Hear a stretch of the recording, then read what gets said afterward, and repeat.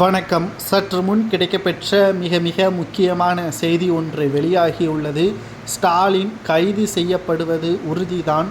தமிழகத்தில் கடந்த 3 ஆண்டுகளாக திமுகவின் ஆட்சியில் பொம்மையாகத்தான் செயல்பட்டு கொண்டிருக்கிறார் ஸ்டாலின். முதல்வர் பதவியில் இருந்து கொண்டு அமைச்சர்கள்தான் முதல்வராக செயல்பட்டு கொண்டிருக்கிறார்கள். கடந்த சில நாட்களாகவே தமிழகத்தில் பரவலாக மழை பெய்து வருகிறது. குறிப்பாக சென்னையில் கனமழையின் காரணமாக அன்றாட வாழ்வியலும் பாதிப்புக்கு உள்ளாகி இருக்கக்கூடிய நிலையில் பொதுமக்களும் தற்பொழுது மிகப்பெரிய ஒரு அவஸ்தையும் செய்து வருகிறார்கள். இந்த நிலையில்தான் சுமார் 4000 கோடி மழைநீர் வடிகால் திட்டத்திற்கு ஒப்பந்தம் செய்யப்பட்டு 2021ஆம் ஆண்டு அதற்கான நடவடிக்கைகளும் மேற்கொள்ளப்பட்டது. ஆனால் தற்பொழுது வரை கடந்த 3 ஆண்டுகளாக பெய்த மழையில் மக்கள் வாழ்வாதாரம் பாதிப்புக்கு உள்ளாகி கொண்டுதான் இருக்கிறது. இதனால் மிகப்பெரிய ஒரு ஊழல் நடந்திருப்பதாகவும் இந்த வழக்கை நிச்சயமாக அமலாக்கத்துறை அதிகாரிகள் கவனத்திற்கு கொண்டு வர வேண்டும்.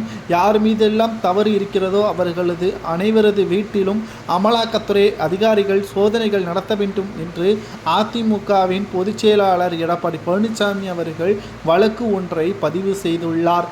அது மட்டுமல்ல, அனைத்திந்திய அண்ணா திராவிட முன்னேற்ற கழகம் 2026 சட்டமன்ற தேர்தலில் வெற்றி அடைவது உறுதிதான் என்றும் மக்கள் திமுகவை வெறுத்துவிட்டார்கள். கடந்த 10 தேர்தல்களில் நாங்கள் தோல்வி அடைந்திருக்கலாம், ஆனால் சட்டமன்ற தேர்தலில் மக்கள் எங்களை கைவிட மாட்டார்கள் என்பதை தெள்ளத் தெளிவாக கூறிவிட்டார்கள். ஒட்டுமொத்தமாக திராவிட முன்னேற்ற கழகத்திற்கு அழிவு காலம் நெருங்கிவிட்டது.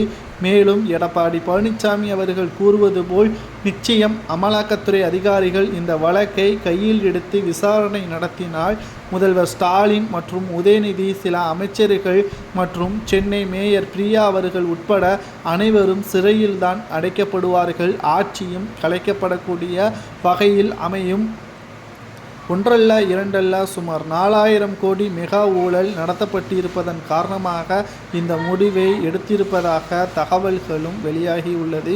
பொறுமையாக இருந்து பார்க்கலாம். இந்த வழக்கில் சிக்கக்கூடியவர்களுக்கு என்ன தண்டனை கொடுக்கலாம் என்பதை உங்களது கருத்துக்களை கமெண்ட் வாயிலாக கூறுங்கள். தற்பொழுது தமிழகம் முழுவதும் சென்னையில் பரவலாக மழை பெய்து வரக்கூடிய நிலையில் ஒட்டுமொத்தமாக தமிழக மக்களின் வாழ்வாதாரமும் பாதிப்புக்குள்ளாகி கொண்டிருக்கிறது. அவர்களுக்கு நிவாரண தொகை எவ்வளவு வழங்கலாம் என்பதை கமெண்ட் வாயிலாக மறக்காமல் கூறுங்கள். தமிழகத்தில் பாதுகாப்பான இடத்திற்கு செல்லுங்கள் என்றும் தமிழக அரசை நம்பாதீங்க என்றும் எடப்பாடி கூறியிருப்பதை பற்றியும் மறக்காமல் கமெண்ட் வாயிலாக கூறுங்கள். நன்றி, வணக்கம்.